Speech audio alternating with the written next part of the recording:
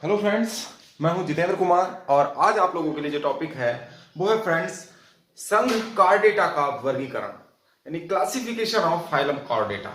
तो friends, Chordata संघ को क्रेनियम, वर्टिब्रल कॉलम और पेयर्ड अपेंडेजेस के आधार पर फ्रेंड्स दो ग्रुप में डिवाइड किया गया है। देखेंगे क्लासिफिकेशन ऑफ कॉर्डेटा, जिसमें बताया गया, देखिए फाइलम कॉर्डेटा को क्रेनियम, जिसको हम कपाल कहते हैं, कपाल आप लोग जानते हो, जैसे हमारे जो सिर है, सिर का ये जो भाग है ये क्रेनियम कहलाता है, जिसके अंदर मस्तिष्क बंद रहता है। जिस कवरिंग में बोन्स का जो पार्ट है और ऐसा कवर जिसके अंदर मस्तिष्क बंद रहता है, उसको हम क्रेनियम कहते हैं, कपाल कहते हैं। तो कपाल क्रेनियम, वर्टिब्रल कॉलम यानी कि कशेरुकतंड, रीढ़ की हड्डी, एवं पेयर्ड अपेंडेजेस यानी कि युग्मित उपांगों के आधार पर, यानी कि जोड़ीदार उपांगों के आधार पर दो ग्रुप में डिवाइड किया गया है संघ कॉर्डेटा को। पहला ग्रुप है फ्रेंड्स एक्रेनियम। एक्रेनिया ग्रुप में जिनके ऐसे प्राणी आते हैं इस ग्रुप के अंदर जिसके अंदर क्रेनियम नहीं होगा फ्रेंड्स, क्रेनियम अब्सेंट होगा, कपाल नहीं पाया जाएगा, रियल जा नहीं होंगे, जबड़े नहीं होंगे, वास्तविक जबड़े नहीं होते, इसमें कपाल नहीं होता, केवल नोटोकॉर्ड पाई जाएगी और वर्टिब्रल कॉलम नहीं पाया जाएगा किसी भी अवस्था में, चाहे वो भ्रूणावस्था हो या एडल्ट स्टेज हो, तो वो सब एक्रेनिया ग्रुप में रखे जाएंगे और इनमें पेयर्ड अपेंडेजेस भी नहीं होते।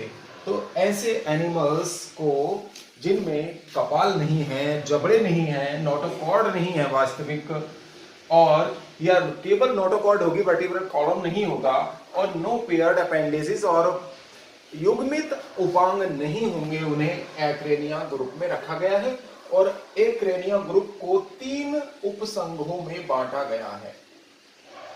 इसको कितने उपसंघ बनाए हैं? 3 उपसंघ हैं एक्रेनिया के। पहला उपसंघ है हेमिकॉर्डेटा। हेमिकॉर्डेटा के अंतर्गत फ्रेंड्स बेलेग्नोग्लासेस आता है।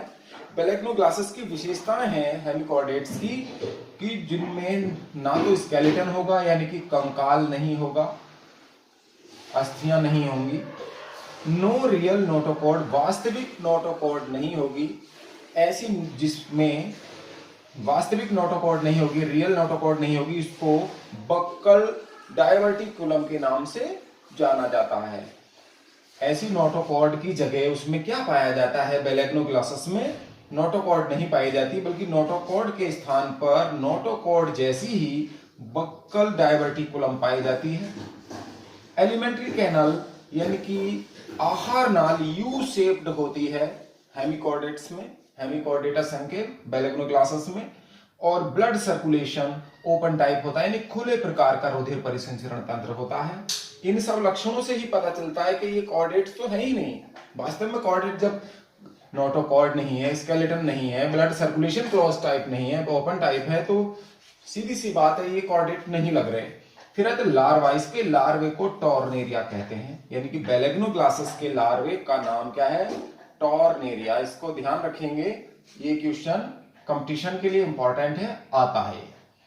टॉर्नेरिया, टॉर्नेरिया लार्वा बेलेग्नोग्लासेस में पाया जाता है। और फर्टिलाइजेशन, बाह्य फर्टिलाइजेशन होता है। मॉडर्न क्लासिफिकेशन में हेमिकॉर्डेटा को नॉन कॉर्डेट में रखा गया है, अकशेरुकी ही माना गया है, क्योंकि इसमें कशेरुकाएं हैं ही नहीं, इसीलिए इसको एक सेपरेट, एक पृथक संघ या पृथक ग्रुप में इसको रखा गया है नॉन कॉर्डेट्स के। चलिए अब आता है, देखिए ग्रुप ए का एक्रेनिया का यूरोकॉर्डेटा सब फाइलम।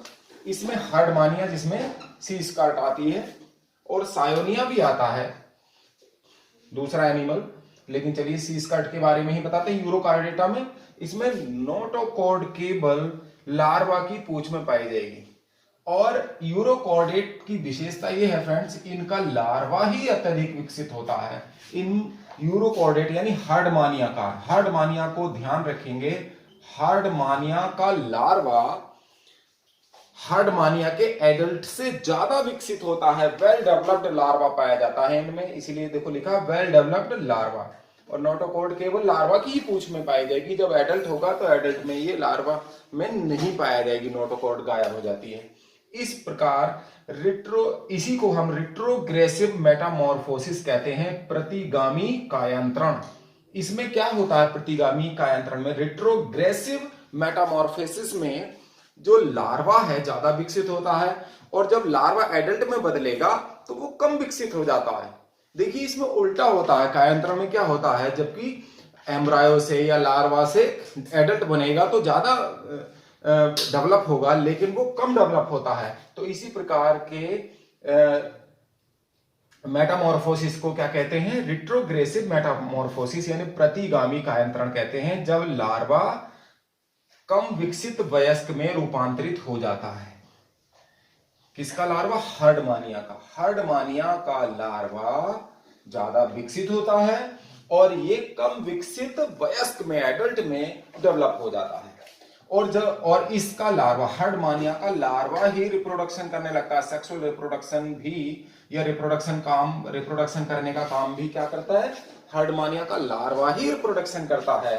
तो इसको हम क्या कहते हैं, नियोटेनी कहते हैं। नियोटेनी का मतलब जब लार्वा रिप्रोडक्शन यानी कि जनन करने लगता है, और यह सेक्सुअल रिप्रोडक्शन करने लगता है, लैंगिक जनन करने लगता है, तो इस अवस्था को क्या कहते हैं, नियोटेनी कहते हैं इस दशा को। ये भी क्वेश्चन कई बार पूछा गया, नियोटेनी क्या है, जब लार्वा ही जनन करने लगता है। और नियोटेनी में क्या होता है, लार्वा वेल डेवलप होता है, वही जनन करता है। इसी को रिट्रोग्रेसिव मेटामॉर्फोसिस या प्रतिगामी कायांतरण के नाम से जानते हैं। यह हार्डमानिया में होता है। और सिफेलोकॉर्डेटा तीसरा सब फाइलम है, सिफेलोकॉर्डेटा, इसका एग्जांपल है एम्फीऑक्सस। चलिए अब देखते हैं नेक्स्ट पॉइंट।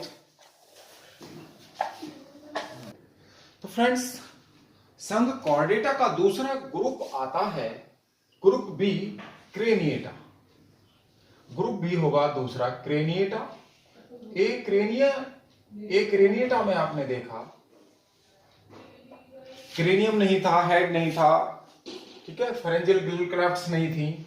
तो यहां देखिए क्रेनिएटा में क्रेनियम यानी कि कपाल पाया जाएगा, कपाल प्रेजेंट होगा। हेड एंड ब्रेन, सिर और मस्तिष्क दोनों उपस्थित होंगे। ग्रसनी क्लोम दरारें भ्रूण में पाई जाएंगी केवल।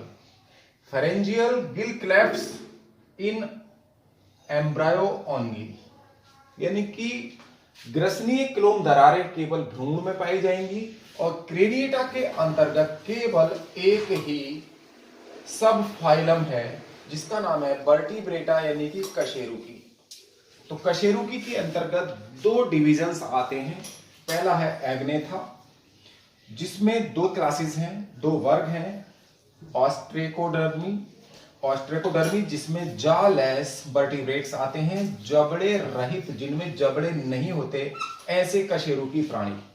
इस संघ के मोस्टली जो एनिमल्स हैं वो विलुप्त हैं, मोस्टली लगभग सभी विलुप्त हो चुके हैं, हैगफिश और लैम्प्रेज को छोड़कर।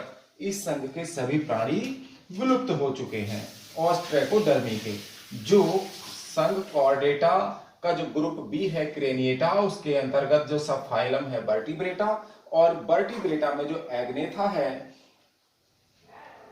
डिवीजन, प्रभाग, तो प्रभाग एग्नेथा के अंतर्गत दो वर्ग आते हैं, जिसमें ऑस्ट्रेकोडर्मी क्लास के ज्यादातर प्राणी विलुप्त हो चुके हैं। ये जबड़े रहित वर्टिब्रेट्स थे, जबड़े के बिना कशेरुकी, जिनमें जबड़े नहीं पाए जाते हैं, ऐसे कशेरुकी प्राणी को ऑस्ट्रेकोडर्मी कहा गया।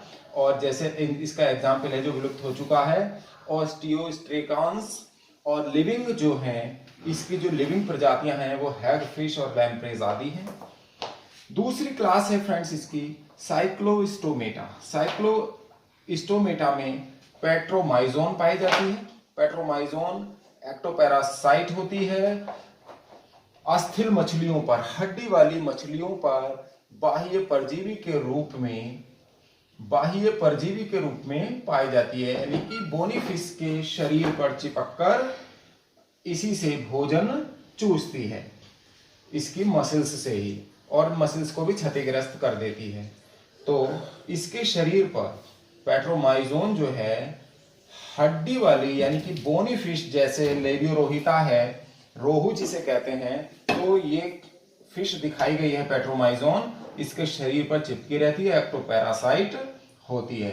बिल्कुल इसी प्रकार से जैसे कि हमारे सिर में बाह्य परजीवी के रूप में रहने वाले हैं जुएं, जो होती है वो बाह्य परजीवी हमारे शरीर में होती है, ऐसे ही हड्डी वाली मछलियों पर पेट्रोमाइजोन, ये क्वेश्चन कई बार पूछा गया है कंपटीशन में कि पेट्रोमाइजोन एक्टोपैरासाइट किस पर होती है, तो बोनी फिशेस पर एक्टोपैरासाइट होती है, यानी कि बाह्य परजीवी मछली कौन सी है, पेट्रोमाइजोन होती है।